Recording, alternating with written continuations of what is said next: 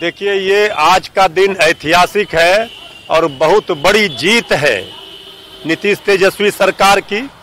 जातीय जनगणना का कार्य अधूरा था, इस पर रोक लगी थी। आज पटना माननीय उच्च न्यायालय के न्यायाधीश ने इस पर अनुमति दे दी है। उन गरीबों के साथ न्याय होगा, समाज के अंतिम पंक्ति में बैठे हुए व्यक्ति को भी न्याय मिलेगा और विकास की धारा जो सरकारी योजना है उनका लाभ उन तक समाज के अंतिम पंक्ति में बैठे हुए व्यक्ति को भी मिलेगा। ये आज बहुत बड़ी जीत है ये नीतीश तेजस्वी की सरकार की। और उन गरीबों के हित की जो बात हो रही थी, जो लोग पिछड़े रह गए हैं, जो मजदूर हैं, जो गरीब हैं, जो कौन लोग रिक्शा चला रहे, ठेला चला रहे, मजदूरी कर रहे, कौन भीख मांग रहे, वो सबको आज एक उम्मीद की किरण माननीय न्यायालय ने जो फैसला दिया है उससे हुई है और सबके साथ न्याय हुआ है। ये बहुत बड़ी जीत है, ऐतिहासिक फैसला है। माननीय न्यायालय के प्रति आभार, जिन्होंने बिहार सरकार के जातीय जनगणना की फैसला को सही माना। अब बिहार में जातीय जनगणना होगी, जिसको भारतीय जनता पार्टी चाह रही थी कि नहीं हो। अगर बिहार के जातीय जनगणना को माननीय उच्च न्यायालय ने सही माना है, जातीय जनगणना होने के आदेश जारी किया है, अब भारतीय जनता पार्टी और नरेंद्र मोदी जी को इसका अनुसरण करते हुए संपूर्ण देश में जातीय जनगणना करानी चाहिए। और हमारे साथ हमारे सहयोगी अमित कुमार इस खबर पर अधिक जानकारी के साथ जुड़े हुए हैं। साथ ही साथ इस खबर के मायने को, इस फैसले के मायने को समझाने के लिए वरिष्ठ पत्रकार संजय कुमार भी जुड़े हुए हैं। हम दोनों के पास जाएंगे, लेकिन सबसे पहले अमित, मैं आपका रुख करना चाहूंगी। एक बार फिर से देखिए अमित, यहाँ पर फिर से बयानबाजी जातीय गणना पर शुरू हो चुकी है। बीजेपी पर हमला बोला जा रहा है सरकार की तरफ से। तो बीजेपी ये सवाल पूछ रही है कि इससे क्या फायदा बिहार को मिलेगा। देखिए, निश्चित तौर पे ये पहले से तय था और जाहिर सी बात है कि राजनीति होगी, क्योंकि राजनीति शुरू से होती रही है। जब जातीय जनगणना की मांग उठी थी तो उस समय केंद्र सरकार और बिहार सरकार में बयानबाजी जो है वो लगातार देखने को मिल रही थी।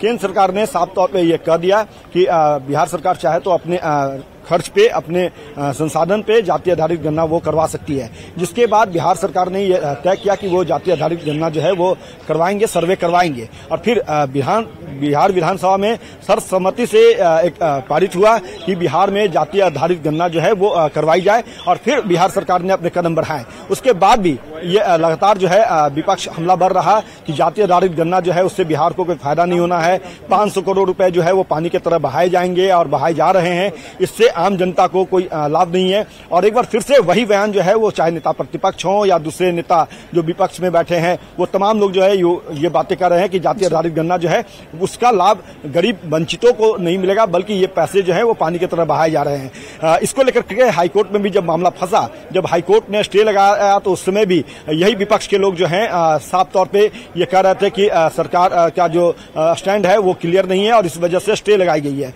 अब उसमें सुनवाई हुई तो सुनवाई के दौरान भी बयानबाजी जो है वो लगातार तर्क देखने को मिलता रहा।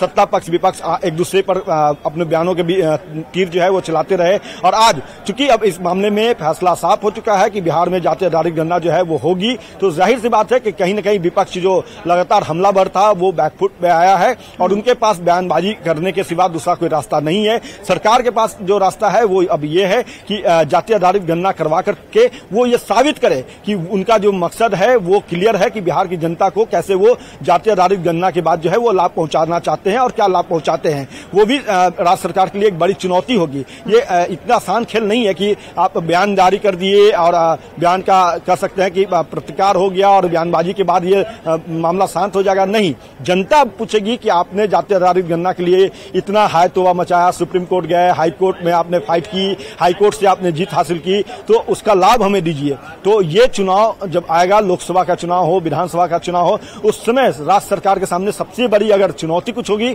तो वो यही होगी कि जातीय आधारित गणना के बाद जनता को क्या लाभ हुआ है, बिहार के गरीब वंचित जो लोग थे उन्हें क्या लाभ हुआ है, ये बताना और ये साबित करना होगा राज्य सरकार को। जी बिल्कुल अमित, जातीय गणना बिहार में राजनीति का केंद्र हमेशा से रहा है और इसी को समझने की कोशिश करते हैं। वरिष्ठ पत्रकार संजय कुमार हमारे साथ जुड़े हुए हैं। संजय जी, क्या लगता है जातीय गणना के बाद जो आंकड़े आए उसके बाद क्या आरक्षण की बात भी शुरू हो सकती है? क्योंकि पहले से कहा जा रहा है कि जिसकी जितनी भागीदारी होगी उतनी उसकी हिस्सेदारी होगी, तो क्या आरक्षण का दायरा बढ़ाने पर भी राजनीति शुरू हो सकती है?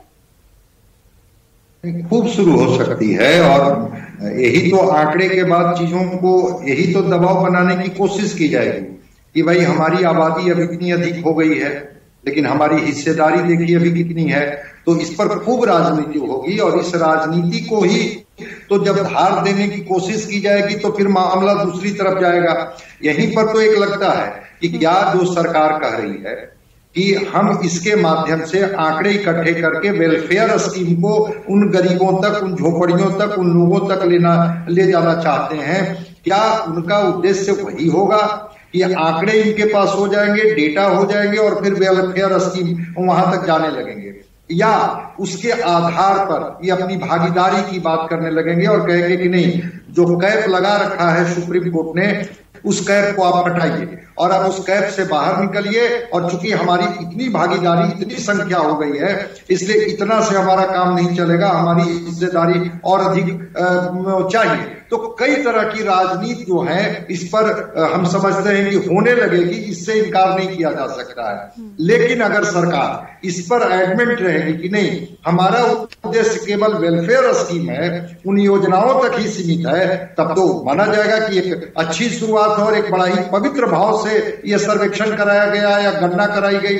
लेकिन अगर इसका राजनीतिकरण कर दिया जाएगा तो दिशा भटक सकती है, और आप ठीक कह रही हैं कि इसके लिए एक दबाव बनेगा कि रिजर्वेशन का जो कैप है उसको हटाया जाए और ज्यादा से ज्यादा रिजर्वेशन दे करके और उनको संतुष्ट करने की कोशिश की जाए।